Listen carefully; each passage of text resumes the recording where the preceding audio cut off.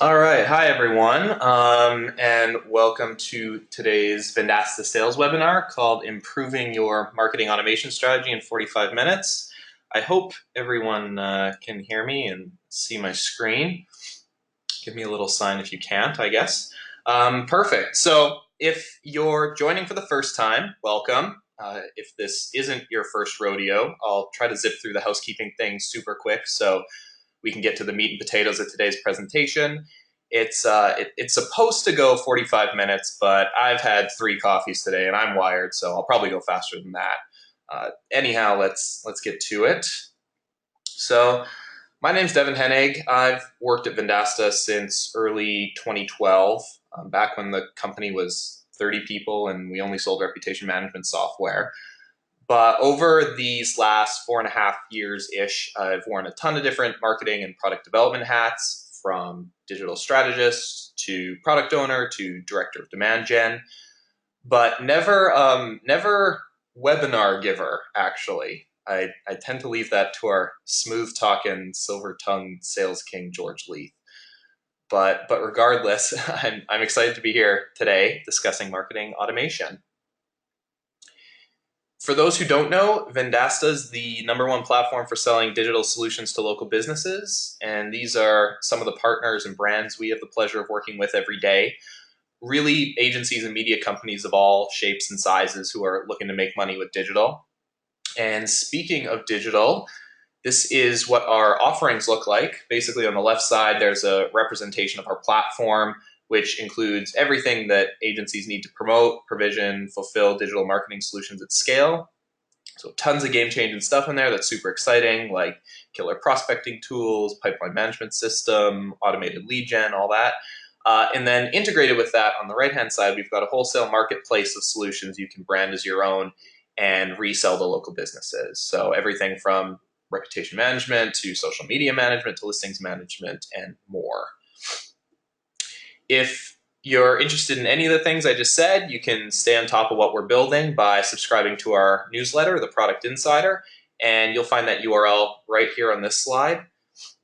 And I was also told that by signing up for this Product Insider, you're also going to get our webinar invites as well, so you can stay on top of these weekly webinars. But anyway, enough of the preamble. Let's improve your marketing automation strategy in 45 minutes-ish. This is basically how it's going to go down. So, of course, it is about marketing automation. We'll spend just a couple minutes talking about the state of the industry and the state of marketing automation tools. Then we'll spend 5 minutes talking about the different personas who are affected by your marketing automation strategy and how we can hopefully give everyone what they want. It'll be barrels of fun, I promise. Then we'll get to the bulk of this whole thing, which I'm just calling strategies for better automation, followed by a cool case study to round us out before some Q&A. So if that sounds okay, let's get things rolling. I hope most of you just raise your hand to this question. So who sells to local businesses? And this is the world Vendasta and our partners live in every day, selling digital solutions to local businesses. And let me take just 2 minutes to refresh you on how crazy local is right now. This is the current state. Local ad revenues in the US have been increasing and are going to continue increasing as far as the eye can see. Our friends at BIA Kelsey predict it'll be a $172 billion market by 2020. But put a different way, here's what's happening with traditional versus digital. So currently, digital accounts for roughly 30% of SMB's marketing spend, but that's quickly creeping upward to 40% and beyond in the next couple years. Overall spending is going up, but it's coming from digital. I don't know how many traditional media folks we got in the line right now, but this is probably what's been on your mind for a while now, and we see this with our partners all the time. So there's massive sales transformation happening, and everyone's trying to figure it out. But the truth is, selling to local businesses is hard. I'm not sure how many of you guys have tried selling to small businesses personally, but it's much harder than it used to be. You used to turn up for your first day on the job as a sales rep, and your manager would hand you the yellow pages and say, here's your prospect list. And you'd go out and sell a few easy print ads with great margins, and you wouldn't have to do anything till renewal time came around. But that's not the case anymore, right? On the enterprise side, you've got companies that are used to huge margins from the TV and newspaper days, and now they're going up against low-cost competitors or verticals that are really specialized. Churn or customer retention is a huge problem, and the old ways of selling just aren't working. On the small and medium business side of things, they're overwhelmed with choice. They need social marketing and reviews and websites, but not just any websites, mobile optimized websites. So there's this overabundance of choice, and they've got no time or expertise because they're busy keeping the lights on. So this isn't new, but it's scary for a lot of people in the space. And here's the inconvenient truth. Basically, traditional companies that can't automate their sales process are losing out to competition that's scaling a lot faster than them. And notice this quote says sales and sales automation, not necessarily marketing automation. So marketing and sales alignment is key. In fact, it's what a lot of organizations are missing, which I'd say are systems that help marketing and sales communicate a lot closer and automate not just things like email, but their entire lifecycle management endeavors, from prospect to leads to customers to adopted customers to upsells. So the quote goes on to say right now will be remembered as the years of marketing automation, but here's where things take a turn. You might have seen this study before by David Robb, but it found that 70% of marketers are either unhappy or only marginally happy with their marketing automation software. There have been other studies like this, a couple by Marketo and Salesforce, which aren't quite as bleak, surprise, surprise, but overall there definitely seems to be this very lukewarm feeling about marketing automation out there. And maybe these stats hint at a few reasons why. I mean, on average, we're seeing it takes 60% of businesses up to 6 months to fully adopt a marketing automation platform. And the same number agree it's difficult, and upwards of 85% just feel they're not using it to their full potential. So basically, they're sold the Ferrari, and as soon as they get the keys, they find out there's no gas or manual, and you just got to go fill it up and figure out how it works first. And here are all the obstacles in a bit of a tidier list. So money's at the top, which isn't surprising really, because these things are super expensive.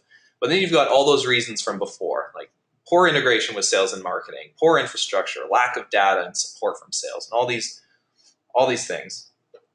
And at Vendasta, we ran into all the same challenges. We used Pardot for a year and still felt we were only using a fraction of the capabilities. It's complex, it's expensive, it's hard to start using. And again, if this was an interactive room, I'd ask for a show of hands to see who agrees here.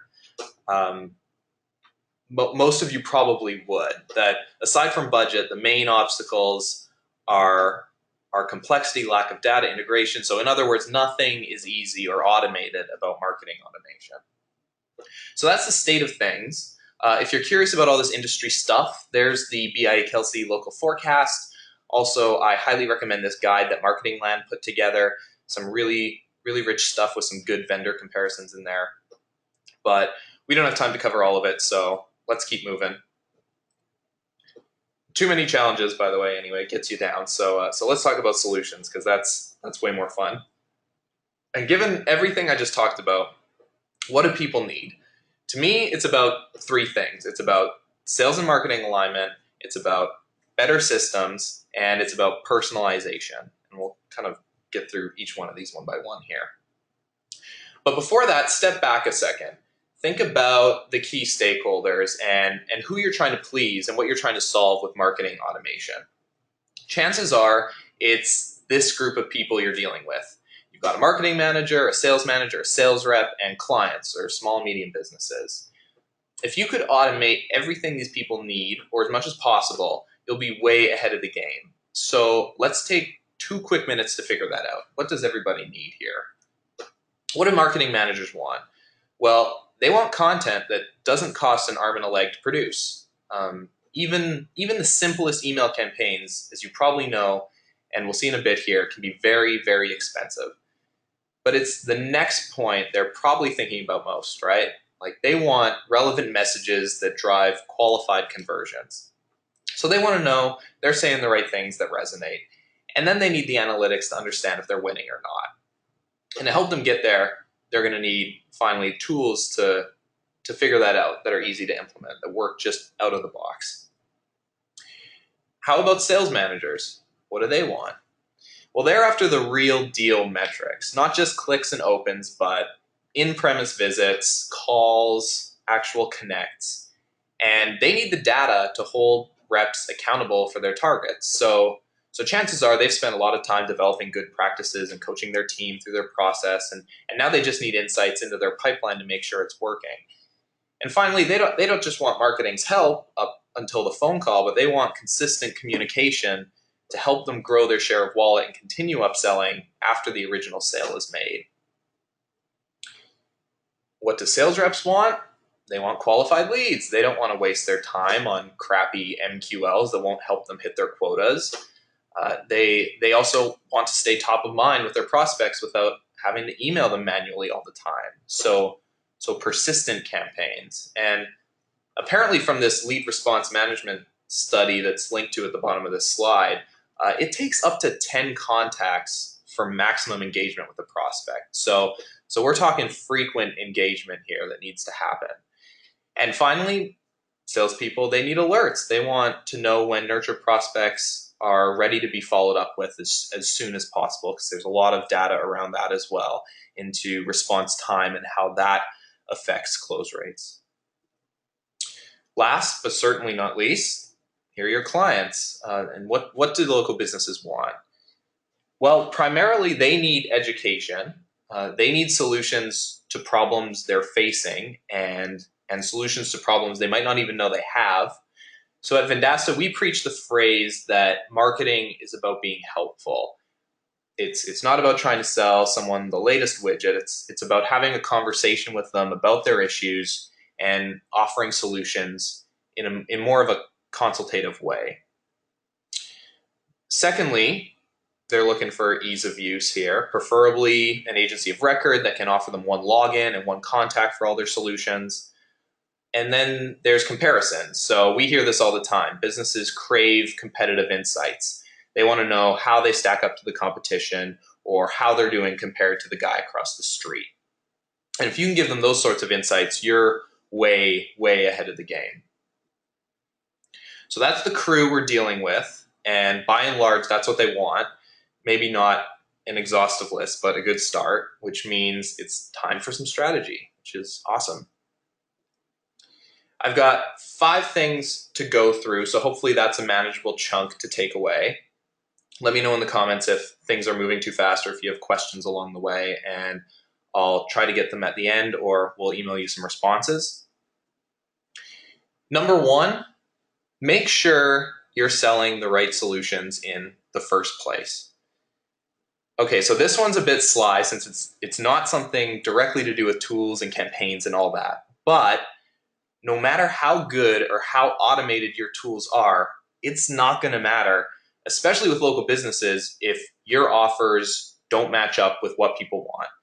And notice I say solutions here, not products, because this relates to the language as well, like in copywriting. I am still shocked at how much bad copy floats around and gets approved on a daily basis. I don't know if it's lazy or whatever, but seriously, this is my litmus test for crappy content right now. Ask yourself when you're reading something, does someone wake up in the morning and think about this problem we're talking about? For example, say you sell listings management. No one that I know wakes up in the morning thinking, you know what I need? I need to sync my business listings with the 4 major data providers.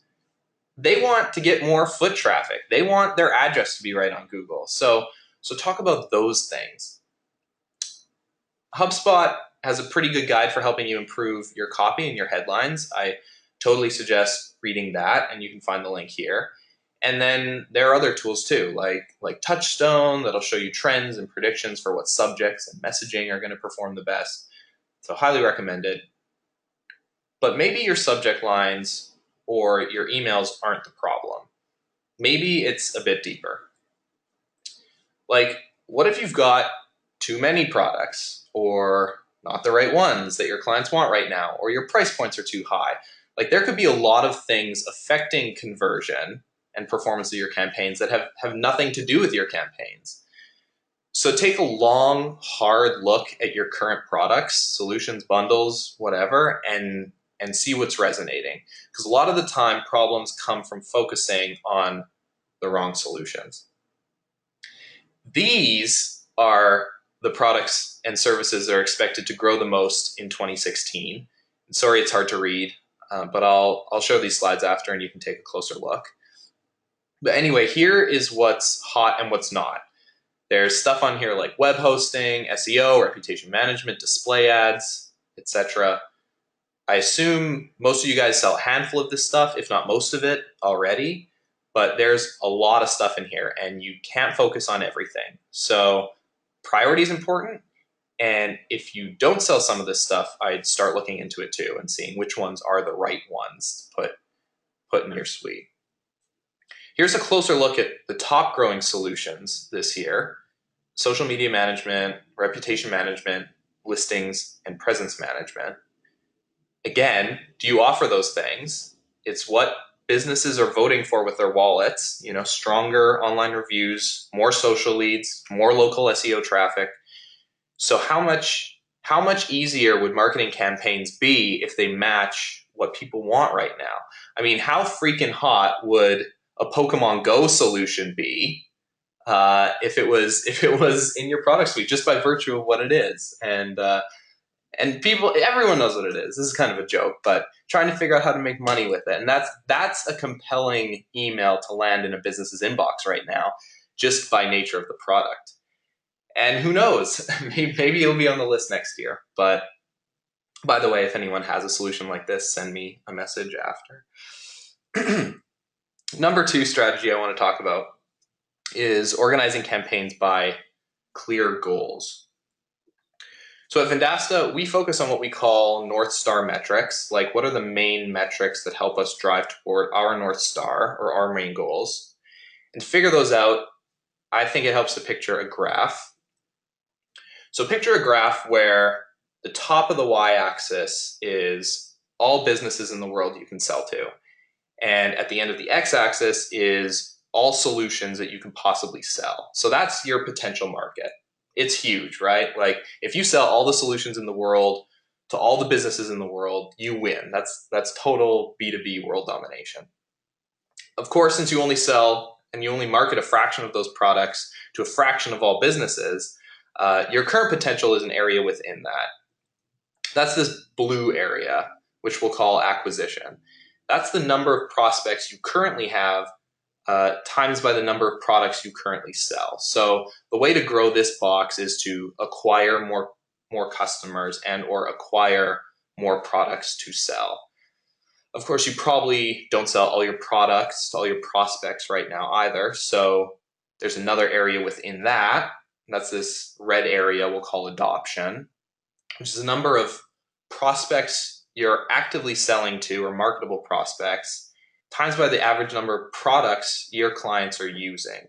So the best way to grow that box is just to actively market to more of your prospects or scale your marketing. And we'll come back to this one in a second with some more tactical suggestions.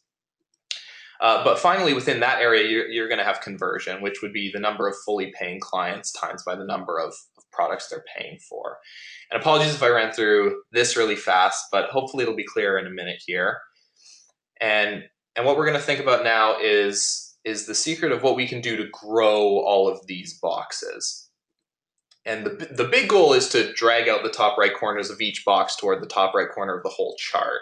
And that's what we call the North Star at Vendasta, selling more things to more people.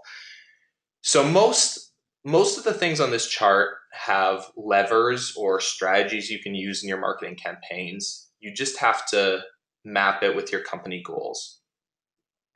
So let's look at those 3 boxes or goals and apply them to 3 different campaign types. Call them acquiring, engaging, and upselling. That's it. Like those are the main 3 things you probably want to do anyway, right? We've got acquiring. Acquiring is about getting more prospects, more customers, reaching out to people who haven't heard about you before, which is a lot of the classic demand gen stuff. And I think a lot of marketing departments spend 90+% of their time trying to acquire new customers, but they forget about these other 2 categories, right? Engagement should be huge too, especially from a marketing perspective, like increasing your product adoption and stickiness so customers see the value in what you're providing and don't churn after a year. And then upselling, which is pretty self-explanatory, aimed at getting clients to buy more. So that's the gist. That's how I recommend organizing your campaigns into those 3 buckets, and then always making sure you're driving and measuring for one of those.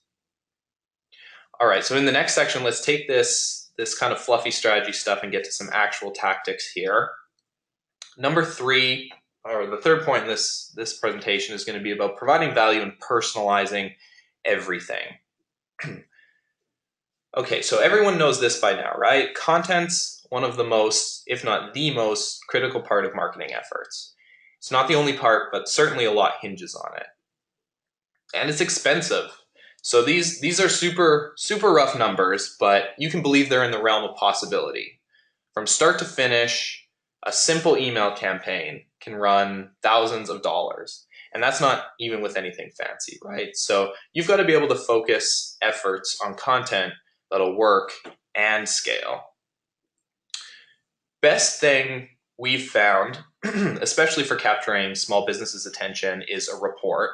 So small business owners fall across the whole spectrum of marketing savviness, right? Like there are some who are on top of things and love DIY tools and control everything themselves, and others who can barely turn on their computer.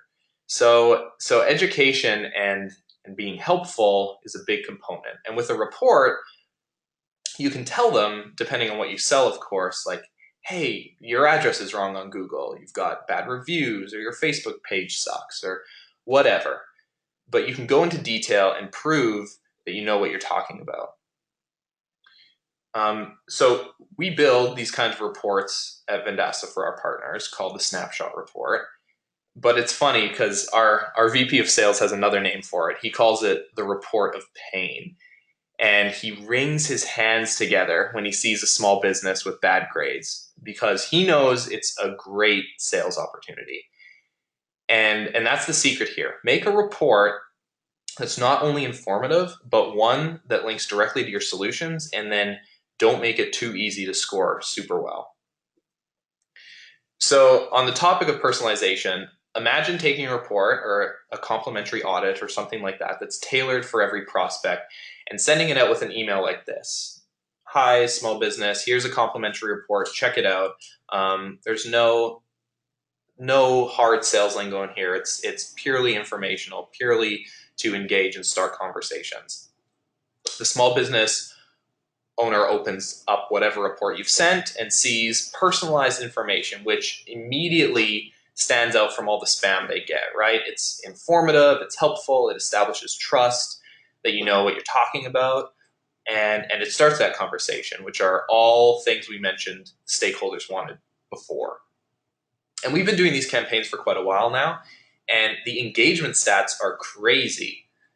So, because it's about them, we're having 27% open rates compared to 15% industry averages, or you can see up to 30% click-through rates against 6% industry averages. But it's all no surprise because the content is so tailored, so informational, so prescriptive and helpful for each small business owner. Here's a slide with the link to the thing that we have developed, by the way, if you want to try out one of these automated reports. You can click on the button and scroll down to get a free snapshot for any of your clients. But yeah, again, you'll get these slides, and if you have any questions about it, please let us know. Okay, so number 4, engage with hot leads ASAP. So now that you're sending personalized content, let's take action on it. And this is where marketing automation platforms shine. You see exactly who's opening emails, what pages of your site they're on, how much content they've looked at, all of that. But the most important part, and probably the most overlooked part, is timing. So salespeople really need to know about leads ASAP.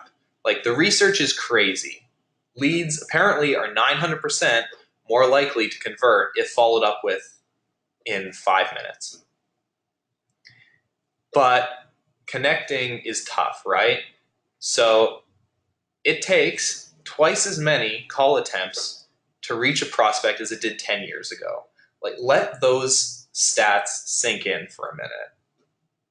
Only 2% of sales are made on the first contact, and 80% are made on the 5th to 12th contact.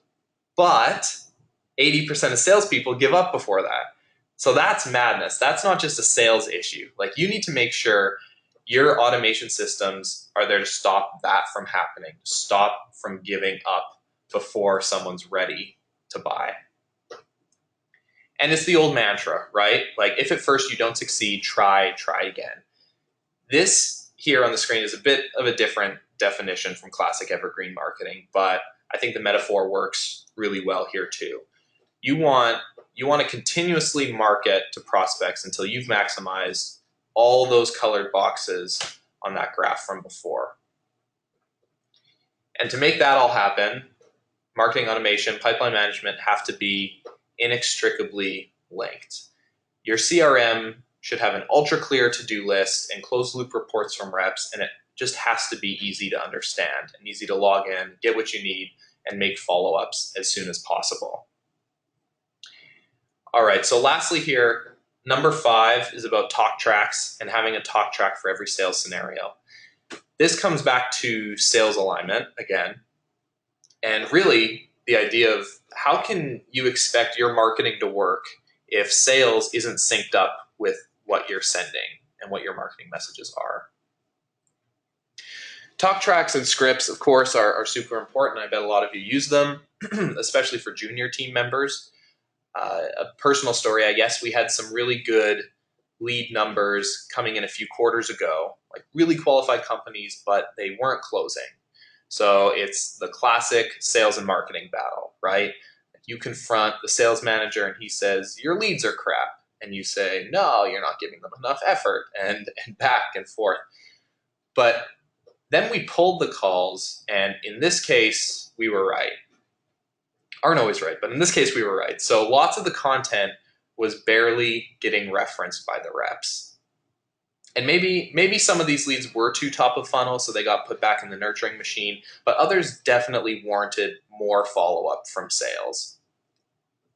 What we ended up doing was creating what we call lead sheets, which basically cover the 411 and key selling points from all of our content.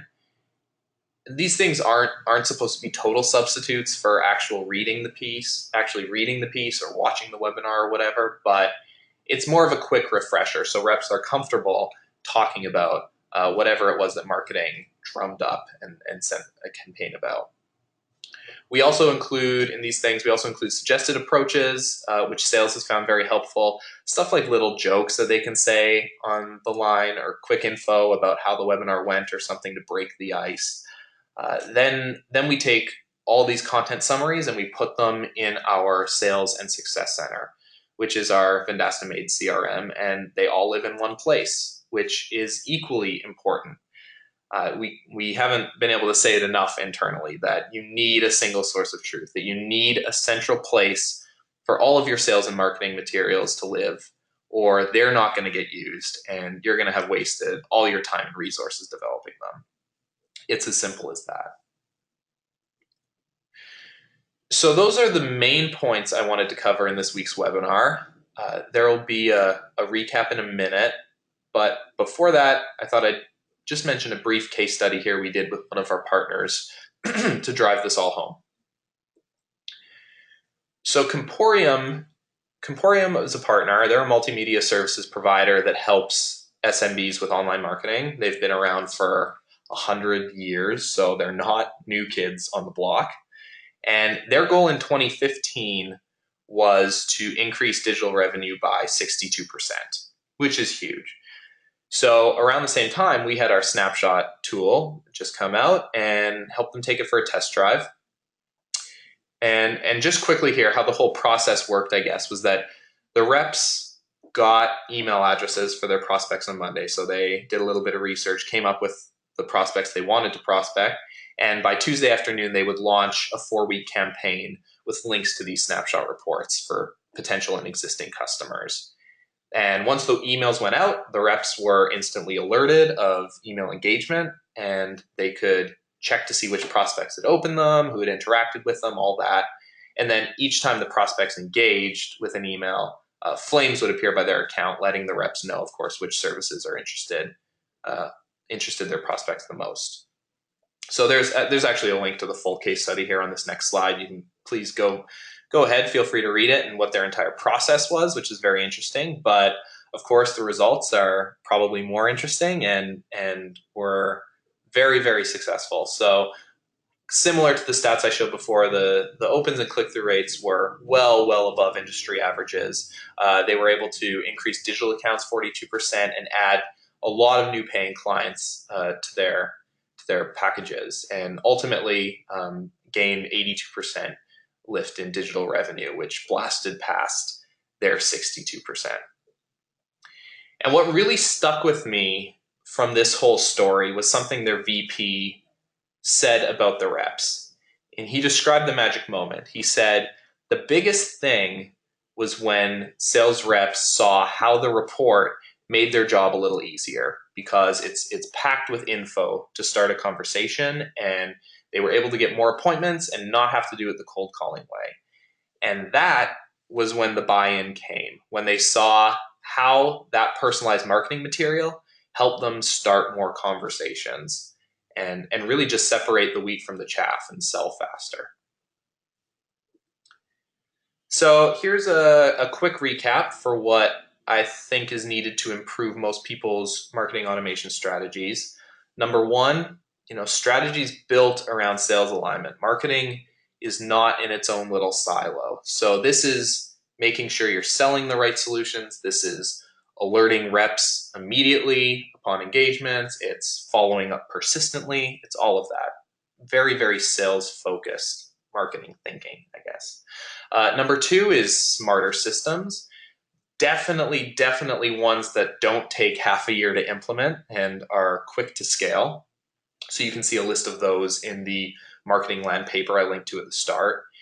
And number three, much greater personalization. So not just variable tags, but things like full reports, rich reports that educate clients, provide value, establish trust, all of that good stuff. So that's it. Hopefully I've given you a couple things to think about on a Wednesday afternoon and some extra reading material you can download. Otherwise, yeah, please send us your questions. I know that we do respond as promptly as possible and try and get back with whatever you're wanting to know. Otherwise, here is my contact info one more time. So feel free to drop me a line or connect on LinkedIn and Twitter and all that good stuff. But yeah, anyhow, thanks for joining. And looks like the coffee's working really well today, because we're well under our 45-minute mark. And I do apologize for that tech hiccup at the start, but hopefully it didn't affect things too much. So thanks again, and take care. Have a good week.